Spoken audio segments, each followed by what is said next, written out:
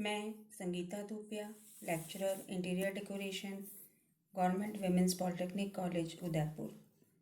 आज मैं आपको थर्ड ईयर के subject interior material and construction third ID 306 के टॉपिक फायर सेफ्टी में general measures of fire safety in buildings के बारे में बताऊंगी।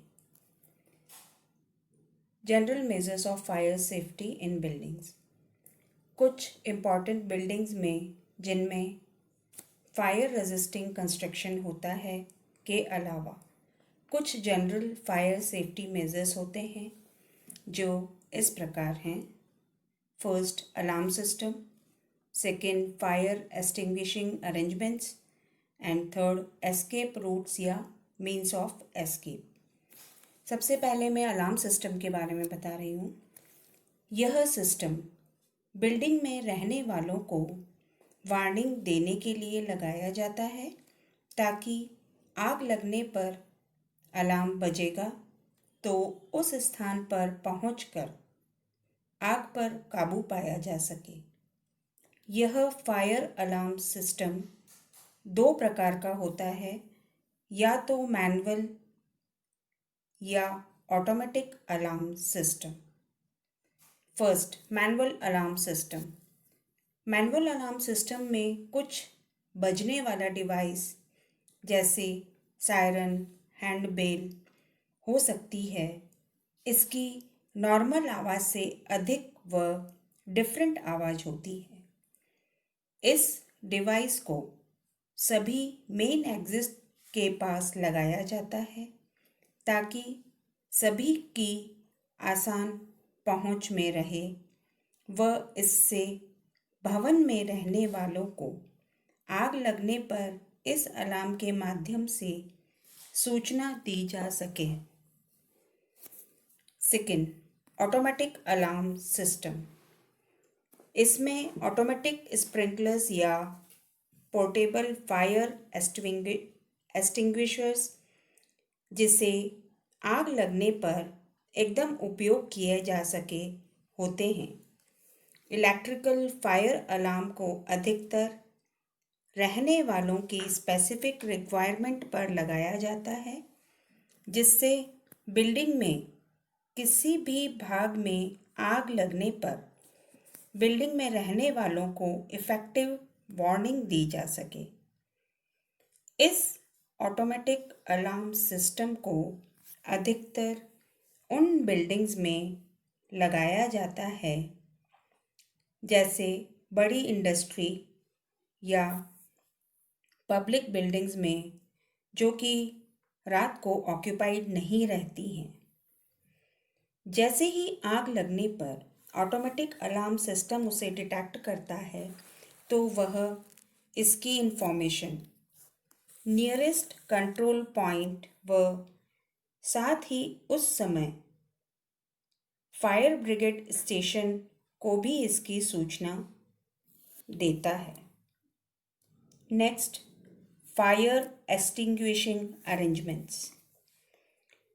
किसी भी बिल्डिंग में आग लगने पर उसकी जानकारी कैसे हो, इसके लिए उस बिल्डिंग में किस तरह के अरेंजमेंट्स प्रोवाइड किए जाएं, यह उस बिल्डिंग को किस रूप में उपयोग लिया जा रहा है उस पर निर्भर करता है। कुछ ऐसे इक्विपमेंट्स जिनका उपयोग जनरली फायर एक्सटिंग्विशिंग के लिए किया जाता है वे इस प्रकार हैं। First, normal operated equipments. Second, fire hydrants. Third, automatic sprinkler system. सबसे पहले हम नॉर्मल ऑपरेटेड इक्विपमेंट्स के बारे में जानते हैं। इस प्रकार में पोर्टेबल फायर एक्सटिंग्विशर होते हैं जिनका इमीडिएट यूज़ किया जाता है आग लगने पर। विभिन्न प्रकार के पोर्टेबल फायर एक्सटिंग्विशर जैसे carbon dioxide, form machines, large form generators आदि का उपयोग किया जाता है। फायर एक्सटिंग्विशर की कैपेसिटी पर डिपेंड करता है इसका डिस्चार्ज। कार्बन डाइऑक्साइड टाइप का एक्सटिंग्विशर सबसे कॉमन है, जिसे छोटी छोटी आग लगने पर उपयोग किया जाता है, जबकि बड़ी फायर रिस्क होने पर परमानेंट फॉर्म, जो कि ऑटोमेटिक स्प्रिंकलर सिस्टम के समान है, उपयोग लिया जाता है। जब छोटी मोटी आग लग जाती है तो पानी की बाल्टी, रेत और एस्बेस्टस ब्लैंकेट्स का भी उपयोग किया जाता है। Next, fire hydrants. किसी भी बिल्डिंग के अंदर या बाहर इस प्रकार के फायर हाइड्रेंट्स को इस प्रकार से स्थापित किया जाता है कि इसके यूज़ के लिए पानी की उपलब्धता आसान हो। बड़ी और क्लोज बिल्डिंग्स के लिए फायर हाइड्रेंट्स को 90 से 120 मीटर की दूरी पर लोकेट किया जाता है। ओपन एरियाज में स्थित बिल्डिंग्स के लिए फायर हाइड्रेंट्स को 300 मीटर या इससे अधिक दूरी पर लोकेट किया जाता है।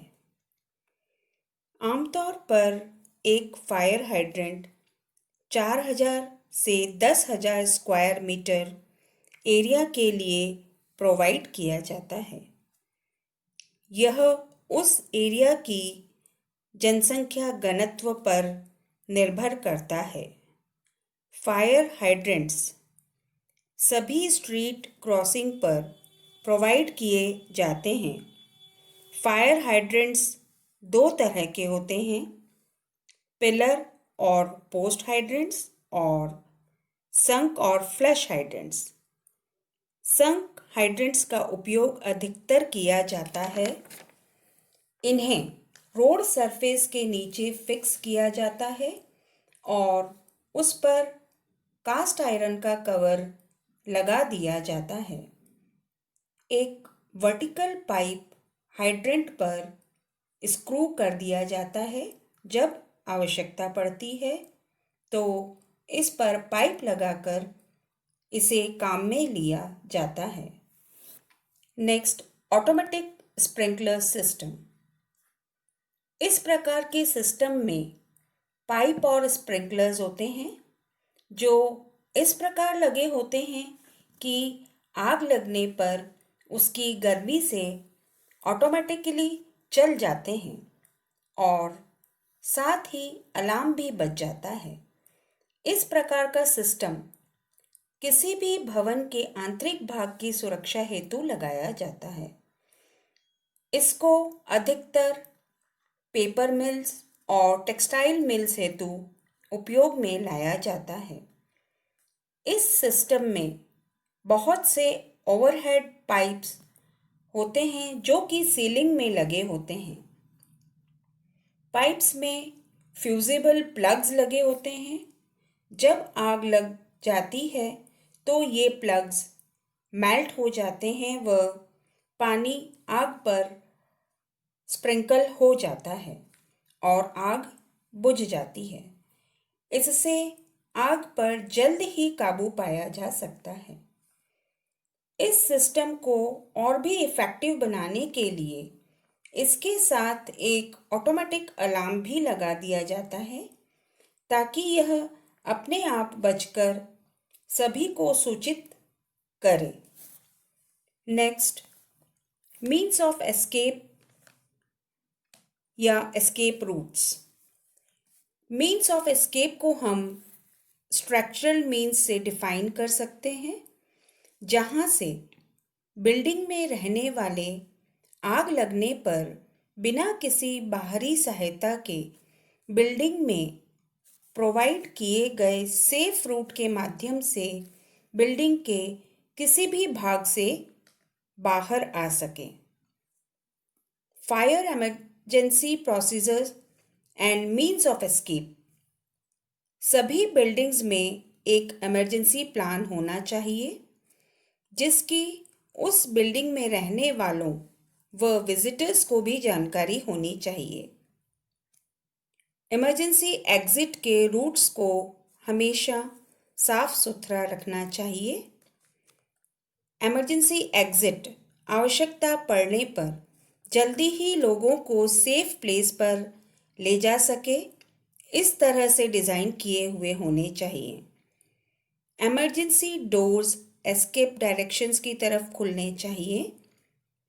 स्लाइडिंग और रिवॉल्विंग डोर्स का उपयोग इमरजेंसी डोर्स हेतु नहीं किया जाना चाहिए। इमरजेंसी डोर्स को लॉक्ड नहीं रखना चाहिए ताकि आवश्यकता पड़ने पर इन्हें जल्द ही किसी भी व्यक्ति द्वारा खोला जा सके। इमरजेंसी रूट पर लाइट की व्यवस्था सही होनी चाहिए। बिल्डिंग में बिल्डिंग के अनुसार मीन्स ऑफ एस्केप सफिशिएंट होने चाहिए।